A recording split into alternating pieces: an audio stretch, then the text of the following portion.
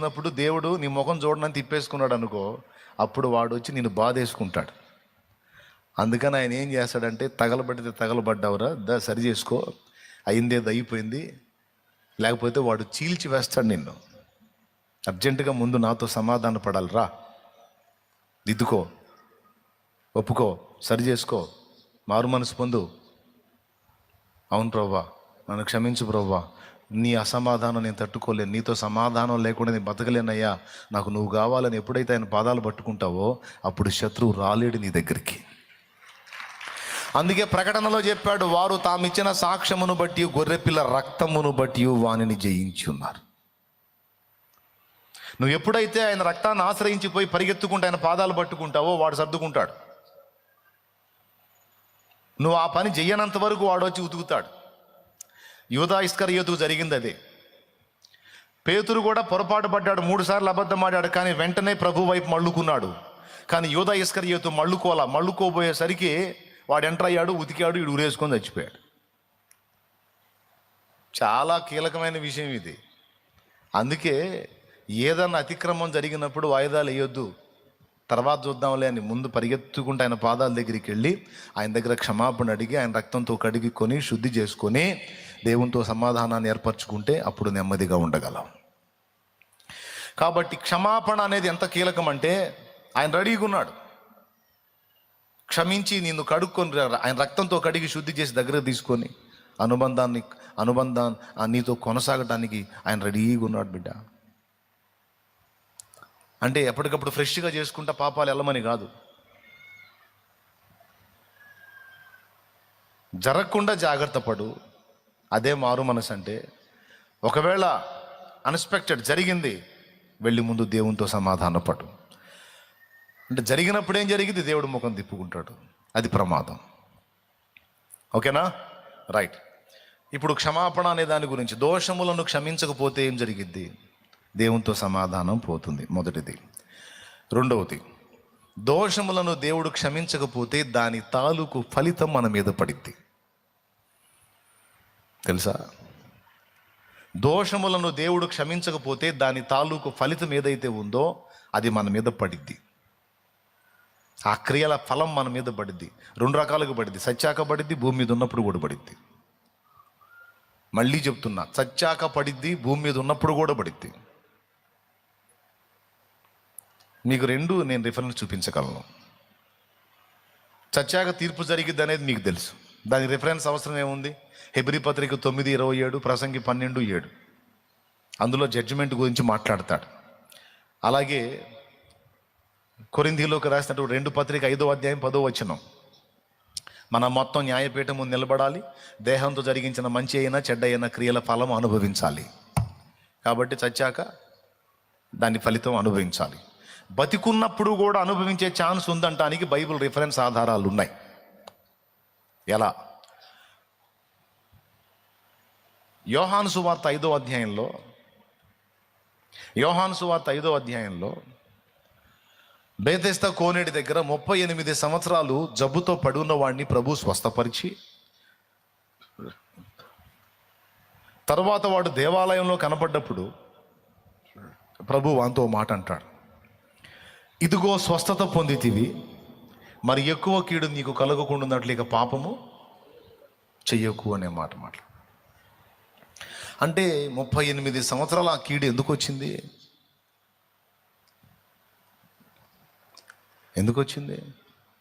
పాపాన్ని బట్టే వచ్చింది. అంటే పాపాన్ని బట్టి దాని యొక్క శిక్ష మన మీద పడే ఛాన్స్ ఉంది. పాపాన్ని బట్టే వచ్చిందని చెప్పాడు కదా యేసయ్య. ఇదిగో స్వస్థత పొందితివి, మరి ఎక్కువ కీడు నీకు కలగకుండాన్నట్లు పాపం చేయొద్దు.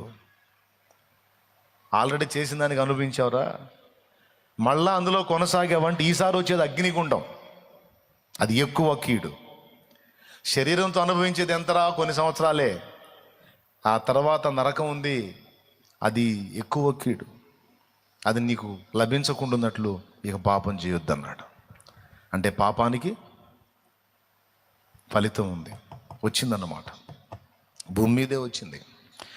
కొంతమందికి ఎన్ని చెప్పినా మారు మనసు పొందరు, దేవుని మాటలు పెడచెవిని పెడతారు, దిద్దుబాటును ఒప్పుకోరు, దండం పెట్టి చెప్పినా మాట వినరు, కాళ్ళు పట్టుకొని చెప్పినా మాట వినరు, గద్దించి చెప్పినా మాట వినరు, ఖండించి చెప్పినా మాట వినరు. వాళ్ళ మూర్ఖత్వం వాళ్ళదే.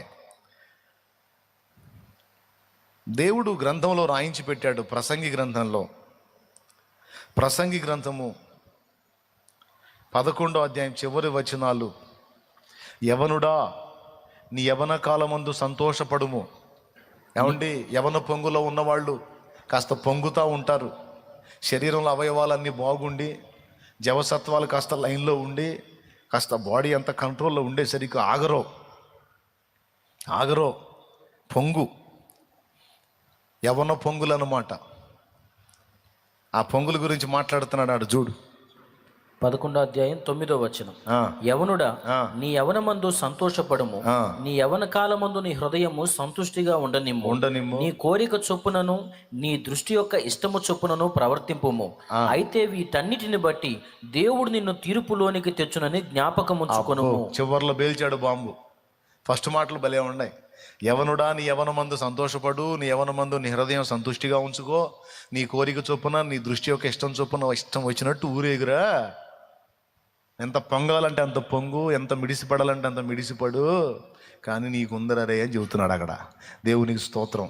జంటకి లేడీకి అందరికీ చెప్తున్నాడు, అమ్మాయి నీకుందమ్మా, పొంగుతున్నావుగా పొంగు. నీకు మామూలుగా ఉండదు. నీకు ఒక పట్టాన్ జీవితం అర్థం కావట్లా అంటే ఏ లోపాలు లేవుగా. మంచి ఆరోగ్యవంతమైన దేహం ఇచ్చా కదా, దాన్ని కష్టపడి చెడగొట్టుకుంటున్నావు, దాన్ని చెరుపుకుంటున్నావు. నీ దేహమును చెరుపు దాన్ని నీ యొద్ద నుండి తొలగించుకో అని నేను చెప్పినా వినకుండా నువ్వు విచ్చలవిడిగా ఊరేగుతున్నావు. అదేమంటే దేవుడు కృపగల వాళ్ళే, దేవుడు ప్రేమ గల వాళ్ళే, దేవుడు అర్థం చేసుకుంటాడులే అని ఏదో ఫీల్ అవుతున్నావు. ఎందుకు అర్థం చేసుకుంటాను. నేనేం చేయను, నీ పాపమే నిన్ను పట్టుకుంటుంది. నేనేం చేస్తా, నీకు నాకేమన్నా శత్రుత్వం ఉందా ఏంది? ఏం లేదు, నీ పాపమే నిన్ను పట్టుకుంటుంది, నీ పాపమే నిన్ను నాశనం చేసింది, నేను కాదు. నీ పాపమే నీ భౌతికంగా నీ జీవితాన్ని నాశనం చేసింది, నీ పాపమే నిన్ను అగ్నిగుండానికి ఈడ్చుకుపోయింది. అందుకే ప్రతి వానికి వాని క్రియల చొప్పున దేవుడు ప్రతిఫలం ఇచ్చును, తస్మాత్ జాగ్రత్త. మన చేసే క్రియల ఫలం ఇక్కడ అనుభవించాలి, అక్కడ కూడా అనుభవించాలి. పక్షవాతం జబ్బుతో బాధపడుతున్నోడిని, లూకాసు వార్త 7వ అధ్యాయంలో పక్షవాతపు జబ్బుతో బాధపడుతున్నోడిని పెంకులు ఓడదీసి యేసు ప్రభు ఎదుటికి ఆయన్ని మంచంలో దించారు. పక్షవాతం జబ్బుతో బాధపడుతున్నాడు. అతని సమీపస్తులు మంచంతో అతన్ని దించారు. వాకిట్లో గుండా పోవటానికి గుంపులు జనం ఉన్నారు. ఇంటి యజమానుడిని అడిగి పెంకులు ఓడదీసి ఆ పెంకుల్లోంచి దించారండి తాళ్ళు కట్టి. ప్రభు ముందుకు అతను వచ్చినప్పుడు, ఏమండి లూకా 7లో ఉందా? స్తోత్రం. ప్రభు అన్న మాట ఏమిటో తెలుసా? ఆయన వారి విశ్వాసమును చూచి అని తర్వాత ప్రభు అన్న మాట ఏంటో తెలుసా? కుమారుడా, నీ పాపములు క్షమింపబడి ఉన్నవి అన్నాడు. ఉందో లేదో చూడు అక్కడ 5:23 అంటే చూడు. యేసు వారి ఆలోచనలు ఎరిగి మీ హృదయముల్లో ఏమి ఆలోచించుచున్నారు, నీ పాపములు క్షమింపబడి ఉన్నవని చెప్పుడు సులభమా, నీవు లేచి నడువమని చెప్పుడు సులభమా. అయితే పాపములు క్షమించుటకు భూమి మీద మనుష్య కుమారునికి అధికారము కలదని మీరు తెలుసుకొనవలెనని వారితో చెప్పి, పాపములను క్షమించుటకు భూమి మీద మనుష్య కుమారునికి అధికారం ఉంది. దేవునికి స్తోత్రం కలుగును గాక. ఏమండి 7వ అధ్యాయంలోనేమో శతాధిపతి దాసుడి పక్షవాతం స్వస్థత ఉంది, మన్నించాలి. 7లో శతాధిపతి దాసుని స్వస్థత ఉంది. 5లో వచ్చేసి ఇప్పుడు ఇందాక తమ్ముళ్ళు చెప్పినటువంటి విషయం ఉంది. ఏమని? నీ పాపం 23 నీ పాపములు క్షమింపబడి ఉన్నవని చెప్పుట సులభం. దానికి పైన అంటాడు చూడండి 20వ వచనం, నీ పాపములు, మనుష్యుడా నీ పాపములు క్షమింపబడి ఉన్నవని వానితో చెప్ప. ఇక్కడ గమనించాలి, అసలు ఎందుకు వచ్చింది ఇది? ఎందుకు వచ్చింది? ఇక్కడ పక్షవాతం జబ్బే, అక్కడ పక్షవాతం జబ్బే. అసలు ఎందుకు వచ్చింది ఇది అంటే పాప ఫలితము. వానికి 38 సంవత్సరాలు జబ్బు ఎందుకు వచ్చింది? పాప ఫలితం.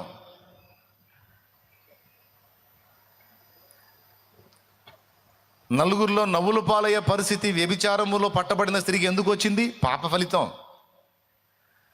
చూడండి, మనం ఏముందిలే అని మారు మనసు పొందకుండా మనం చేసేటువంటి పాపముల యొక్క ఫలితం ఎంత వికృతంగా ఉంటుందంటే దాని ఫలితాన్ని భూమి మీద కూడా మనం ఎదుర్కోవాల్సిన అవసరంతో మనం ఫేస్ చేసే పరిస్థితి ఉంటుంది. ఎప్పుడో తెచ్చాక తీర్పు అనుకోవద్దు. పొంగే వాళ్ళకి పొంగులు భూమి మీదే అణిగేటువంటి పరిస్థితులు కూడా ఏర్పడతాయి. కాబట్టి అవయవాలన్నీ లైన్లో ఉన్నప్పుడు, అన్నీ మనం కండిషన్లో ఉన్నప్పుడు అసలు మనకు తిరుగులేదు, మనకి ఏమీ రాదు, మనకి ఏమీ కాదు అని ఒక రకమైన మూర్ఖత్వం మనల్ని ఆవరించింది. ఇప్పుడు చేతిలో కర్ర పట్టుకొని నడిచే ముసలి వాళ్ళందరూ ఒకప్పుడు ఫీట్లు చేసిన వాళ్ళే. ఇప్పుడు ఒక మనిషి చేతితో పట్టుకుంటే కానీ అడుగేయని పరిస్థితి ఉంది కొంతమంది ముసలాళ్ళ పరిస్థితి. కానీ వీళ్ళందరూ ఒకప్పుడు వాళ్ళు లేపిన బరువులు మనం లేపలా, వాళ్ళు చేసిన పనులు మనం చేయలేం. కానీ చూస్తానే ఆ శరీరం మారిపోయింది. ఎక్కడ దాకా ఎందుకు? వీధిలో చిన్నప్పుడు నువ్వు పరిగెత్తావు, నేను అదే చెబుతుంది. వీధిలో చిన్నప్పుడు పరిగెత్తావు ఇష్టం వచ్చినట్టు, ఇప్పుడు పరిగెత్తగలవా? కుదరదు. అంటే నీ బాడీ సహకరించదు. ఇంకొంచెం కాలం గడిచిన తర్వాత ఇంకా మార్పులు వస్తాయి. ఎక్కడ ఏ దెబ్బతింటాయో తెలియదు. దేవుడు నవ్వుకుంటాడు. మనం పొంగుతూ ఉంటే ఓకే, కానీ నీకు అనిగి దాగని చెప్పి ఆయన చూస్తూ ఉంటాడు. నువ్వు మామూలుగా బుక్ అవ్వవు, నువ్వు ఉంది నీకు కానీ అని చెప్పి ఆయన సైలెంట్గా నవ్వుకుంటా చూస్తూ ఉంటాడు. అప్పుడు మనకి దెబ్బ తగిలిద్ది చూడు. ఇప్పుడు ఆయన చెబుతుంటే నువ్వు నవ్వుతున్నావు కదా, ఆయన చెబుతుంటే నువ్వు ఎగురుతున్నావు, నువ్వు పొంగుతున్నావు కదా. దాని గురించి కూడా రాయించాడు. సామెతల గ్రంథము 2వ అధ్యాయం ఒకసారి తీయండి. చాలా క్లియర్గా మాట్లాడాడు అక్కడ. చూడు,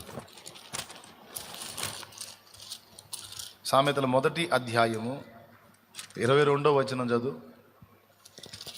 2 తర్వాత చూద్దాం. ఎట్లనగా జ్ఞానము లేని వారులారా మీరెన్నాళ్ళు జ్ఞానము లేని వారుగా ఉండకూడదురు. అపహాసకులారా మీరెన్నాళ్ళు అపహాస్యము చేయుచు ఆనందింతురు. జ్ఞానము లేని వారలారా మీరెన్నాళ్ళు జ్ఞానము లేని వారుగా ఉండకూడదురు. ఒరే, ఓ పక్కన చెబుతుంటే నన్ను ఎటకారాలు చేస్తారా? ఓ పక్కన దెబ్బతింటారు, మారు మనసు పొందండి, దెబ్బతింటారు, సరి చేసుకోండి, దెబ్బతింటారు, దిద్దుకోండి, రైట్ కాదు, మీ క్రియల ఫలం మీరు అనుభవిస్తారని నేను మొత్తుకుంటుంటే వెటకారం రా మీకు? వెటకారమా? అపహాస్యమా? అంటే నేను ఇంత సీరియస్గా చెప్తుంటే నీ అనకూడదు. నేను అంటే దేవుని మాటగా చెప్తున్నది, నాకైనా మీకైనా అందరికీ వర్తించిద్ది. నేను ఇంతగా మొత్తుకొని చెబుతుంటే నువ్వు కొవ్వు పట్టినట్టు అంత ఇదిగా తయారయ్యావు. నువ్వు నా మాట కూడా నువ్వు అపహాస్యం చేసే స్థితికి, నీచానికి దిగజారిపోయావు. నేను స్పష్టంగా నిన్ను గద్దించి మాట్లాడుతున్నా, సిగ్గు తెచ్చుకోకుండా, మారు మనసు పొందకుండా విర్రవీగుతున్నావు. నీకు టైం ఉంటుంది, ఆ టైంలో నువ్వు వేస్తావు కేక, అప్పుడు నేను నవ్వుతా. ఆ టైంలో నువ్వు మొత్తుకుంటావు, అప్పుడు నేను అపహాస్యం చేస్తా అన్నాడు. చూడు 24వ వచనం. నేను పిలువగా మీరు వినకపోతిరి. నా చెయ్యి చాపగా ఎవరును లక్ష్య పెట్టకపోయిరి. నేను చెప్పిన బోధ ఏమియు మీరు వెనక త్రోసివేసితిరి. నేను గద్దెంపగా లోబడకపోతిరి. చూడు ఎంత బాధపడ్డాడు. చూడు అయ్యా, మనకి బుద్ధి చెప్పే వాళ్ళ మాట తీసుకోవాలి. మనకు తెలియదన్నా తెలియాలి, లేదు తెలిసినోడు చెబితేనన్నా వినాలి. నీకు తెలియదు, తెలిసినోడు చెప్తే కూడా నువ్వు వినవు, దిద్దుకోనప్పుడు ఏమవుతావు? ఎటు కాకుండా పోతావు, ఏదో దారి అయిపోతావు. అది అక్కడ 4 సార్లు అన్నాడు, నేను పిలువగా మీరు వినకపోతిరి. నా చెయ్యి చాపగా ఎవరిను లక్ష్య పెట్టలేదు.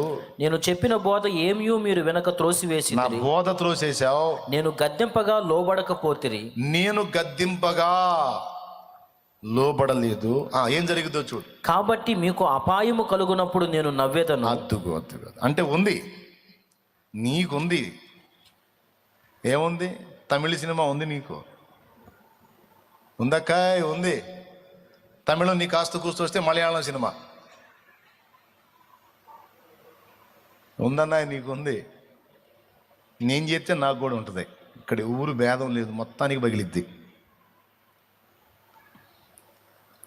ఎందుకంటే డేంజర్ అది. దోషాలు, అతిక్రమాలు, పాపాలు ప్రమాదం. అందుకే హృదయాన్ని కఠినపరుచుకోవద్దు. దేవుని దీర్ఘశాంతాన్ని, అనుగ్రహ మహదైశ్వర్యాన్ని, సహనాన్ని ఆడుకోవద్దు. మనసుని కఠినపరుచుకోవద్దు. వాత వేయబడిన మనస్సాక్షిలాగా మారిపోవద్దు. దెబ్బ పడ్డనాడు నువ్వు ఓ ఓ ఓ ఓ ఓ అన్న వినడు. కొంతమందికి ప్రార్థన చేసినా స్వస్థత రాదు. ఎందుకు రాదంటే చెప్తాడు ఆయన, చేసినా విన్నాను రా, నేను చేసినా విన్నను. వాడు మామూలుగా ఊరేగలేదు, ఇప్పుడు వాడు విరిగాడు, నలిగాడు, లైన్లోకి వచ్చాడు. నువ్వు చెప్పావని నేను తీసేసాను అనుకోడు, మళ్ళా మిడిమేళంగా ఊరేగుతాడు, నరకానికి పోతాడు. తప్పలేదురా, తప్పలేదు, ఆయన మొత్తాల్సి వచ్చింది, వదిలేసే అంటాడు. ఎంతమందికి అర్థమైందో ఏమో. దేవునికి స్తోత్రం కలుగును గాక. అంతే. ఎంత మొత్తుకున్నా ఒక్కొక్కడు లక్ష్య పెట్టడు, ఒక్కొక్క ఆమె లక్ష్య పెట్టదు. వాళ్ళ మైండ్ వాళ్ళదే, వాళ్ళ గోల వాళ్ళదే. అరే ఇది డేంజర్ రా, ఇది నాకు దెబ్బ తీసుకొస్తుంది, నాకు ప్రమాదం అని భయపడరు. మొదటిది దేవునితో సమాధానము తొలగిస్తుంది పాపము, దోషము. రెండవది ఫలము తెచ్చి పెడుతుంది. ఇక్కడ తెచ్చిద్ది, అక్కడ కూడా తెచ్చిద్ది. ఫలం తీసుకొచ్చిద్ది, దాన్ని మనం తినాలి. దాని వలన కలుగు ఫలము ముసుని పండంత చేదు. నీ ఇష్టం వచ్చినట్టు నువ్వు ఊరేగుతా ఉన్నావు, ఏదో చేసుకుంటూ వెళ్ళిపోతున్నాళ్ళే, నడిసిద్దిలే అనుకుంటున్నావు. వాత వేయబడిన మనస్సాక్షి కలిగి తప్పుని సమర్థించుకుంటున్నావు తప్ప మారు మనస్సును గూర్చి ఆలోచనే చేయటల్లా. దేవుని అనుగ్రహము నిన్ను మారు మనసు పొంద ప్రేరేపిస్తుందని ఎరుగక హృదయమును కఠినపరుచుకొనుచు నీకు నువ్వే ఉగ్రతను సమకూర్చుకుంటున్నావు. అది నీ మీద పడ్డనాడు నువ్వు ఓ ఓ ఓ అని విలపించిన విడుదల రాదు. జాగ్రత్త అనిస్తున్నాడు వార్నింగ్. మరి ఇప్పుడు దాని ఫలం మన మీదికి రాకుండా ఉండాలి అంటే ఏం చేయాలా? అది క్షమించబడాలి. ఏం చేయాలి? క్షమించబడాలి. క్షమించబడాలి. క్షమించబడ్డప్పుడు, దోషం తొలగినప్పుడు, పాపం క్షమించబడినప్పుడు, అపరాధం కొట్టివేయబడినప్పుడు దాని ఫలము మన మీద నుండి తొలగిపోతుంది. అందుకే ఆయన అన్నాడు, నా ప్రాణమా యెహోవాను సన్నతించు, నా అంతరంగములో సమస్తమైన పరిశుద్ధ నామాన్ని సన్నతించు, ఎందుకంటే నీ దోషములన్నిటినీ క్షమించువాడు. ఆయన క్షమించకపోతే సమాధిలోకి పోయేవాడిని. ఆయన క్షమించకపోతే దారుణమైన పరిస్థితులకి వెళ్ళిపోయేవాడిని. ఆయన క్షమించాడు కనుక సమాధిలో నుండి నా ప్రాణం విమోచింపబడింది. దేవునికి స్తోత్రం కలుగును గాక. హల్లెలూయా.